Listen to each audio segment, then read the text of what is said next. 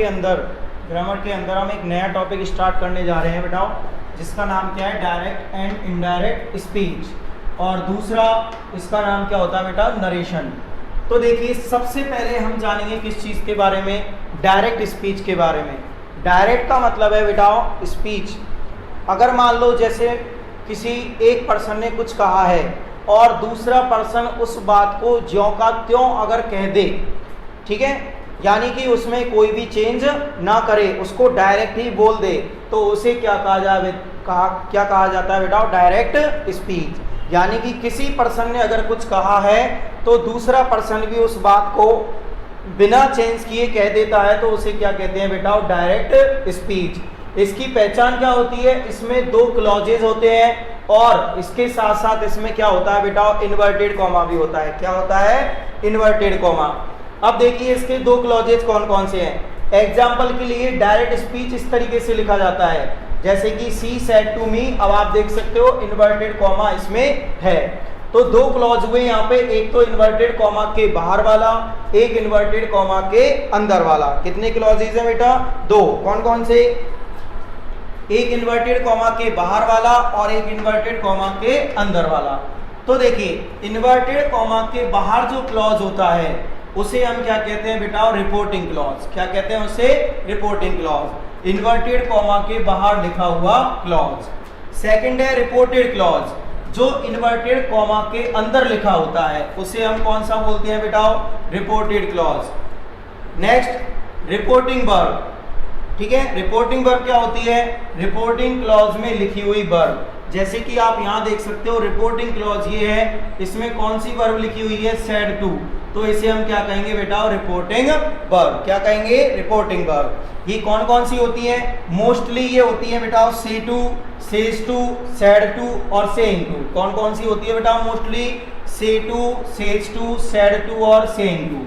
ठीक है, दोबारा समझिए, डायरेक्ट स्पीच में क्या होता है बेटा, 2 क्लॉजेज होते हैं और इन्वर्टेड कॉमा होता है, जैसे कि आप इस एग्जांपल में देख सकते हो। जो इन्वर्टेड कॉमा के बाहर लिखा होता है उसे रिपोर्टिंग क्लॉज कहते हैं, जो इन्वर्टेड कॉमा के अंदर लिखा होता है उसे रिपोर्टेड क्लॉज कहते हैं, और जो वर्ब रिपोर्टिंग क्लॉज में लिखी होती है उसे क्या कहते हैं, रिपोर्टिंग वर्ब। जो कितनी होती है बेटा, say to, says to, said to और सेइंग टू, ये होती है बेटा reporting verb.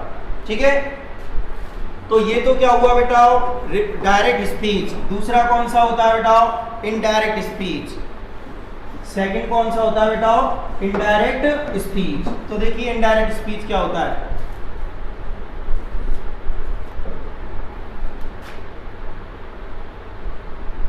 Indirect speech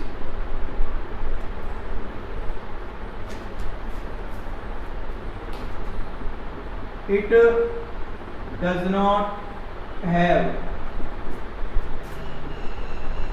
inverted comma, इसमें inverted comma नहीं होता। जैसे she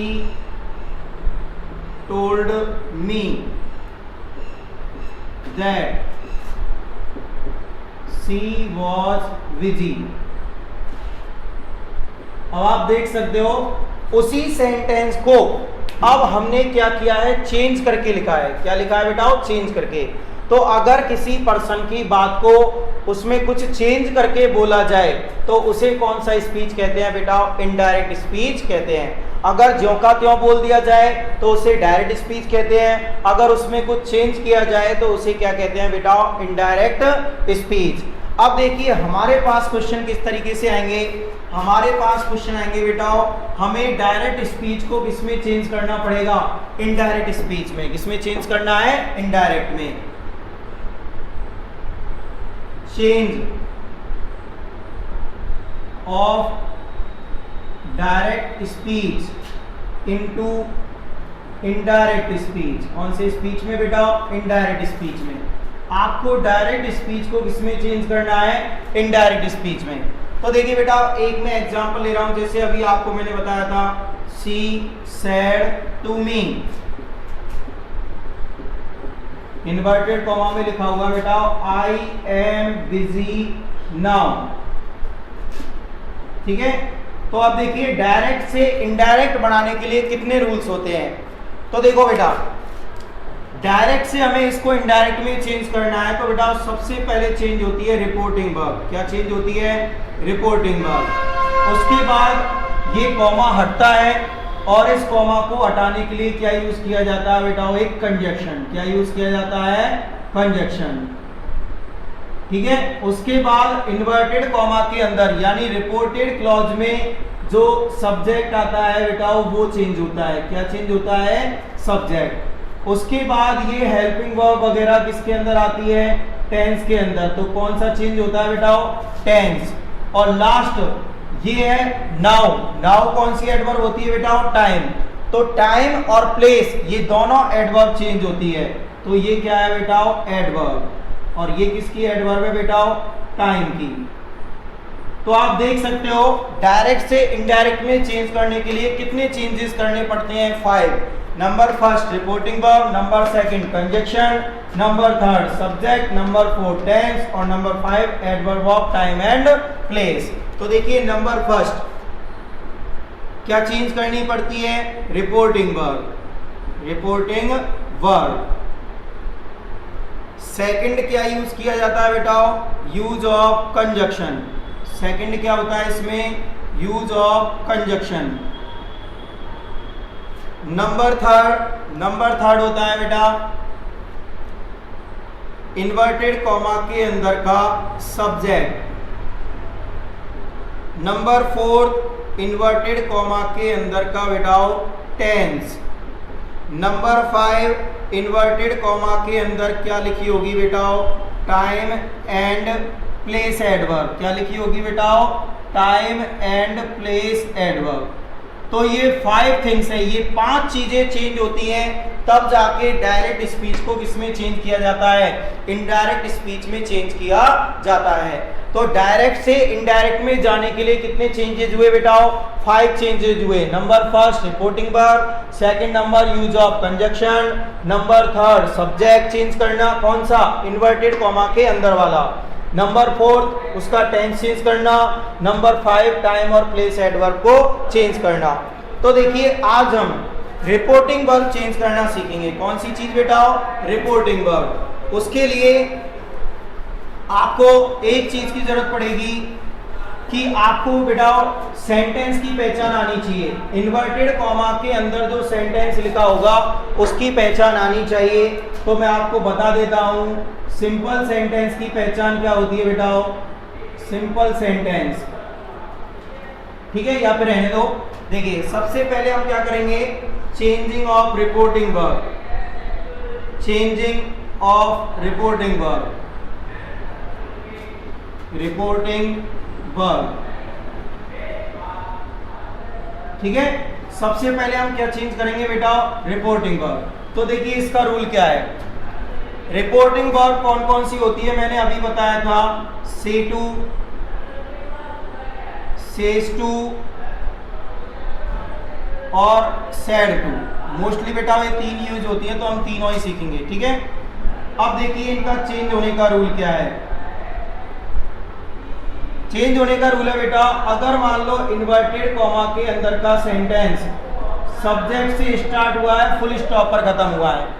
इन्वर्टेड कॉमा के अंदर का सेंटेंस सब्जेक्ट से शुरू हुआ है, फुल स्टॉप पर खत्म हुआ है, तो बेटा से टू किसमें चेंज होता है? टेल में।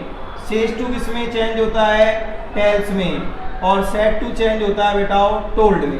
कब? जब ये सब्जेक्ट से शुरू हो और फुल स्टॉप पर खत्म हो। देखो एग्जाम्पल के लिए कैसे समझेंगे। She said to me, I am busy. अभी एग्जाम्पल दिया था मैंने आपको। अब देखिए कि इन्वर्टेड कॉमा के अंदर जो सेंटेंस है ये कौन सा है बेटा? सिंपल। कौन सा सेंटेंस है ये? सिंपल। सिंपल सेंटेंस के लिए सेड टू को चेंज करना है किसमें? टोल्ड में। तो इस सेड टू की जगह पर क्या आ जाएगा बेटा? टोल्ड आ जाएगा। क्या आ जाएगा? टोल्ड। ठीक है, बात समझ में आई? अगर इन्वर्टेड कॉमा के अंदर का सेंटेंस सब्जेक्ट से शुरू होता है, फुल स्टॉप पर खत्म होता है, तो आप से टू को चेंज किसमें करोगे? टेल में, सेज टू को टेल्स में और सेड टू को टोल्ड में। अब देखिए अगर इन्वर्टेड कॉमा के अंदर क्या आ जाए बेटा क्वेश्चन मार्क, तो आप से टू को चेंज किस में कर दोगे, आस्क में, सेज टू को आस्क्स में, और सेट टू को बेटा आस्क्ड में, सेट टू को चेंज किस में कर दोगे, आस्क्ड में। तो ये है बेटा रिपोर्टिंग वर्ब चेंज करने का तरीका। ठीक है, अगर सब्जेक्ट से शुरू हो फुल स्टॉप पर खत्म हो तो ये वाला तरीका लो, अगर उसमें क्वेश्चन मार्क आए तो आपको इधर वाले के अकॉर्डिंग चेंज करना है। और एग्जांपल लेते हैं बेटा, he says to her where are you.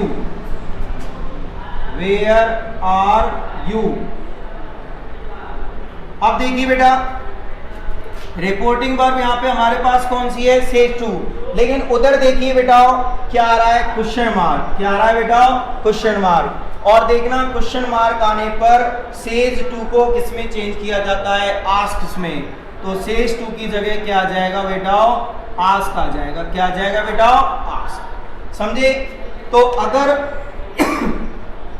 Inverted comma के अंदर का सेंटेंस सब्जेक्ट से शुरू होकर फुल स्टॉप पर खत्म होता है तो से टू को आप टेल में बदलोगे, सेज टू को टेल्स में, और सेट टू को टोल्ड में।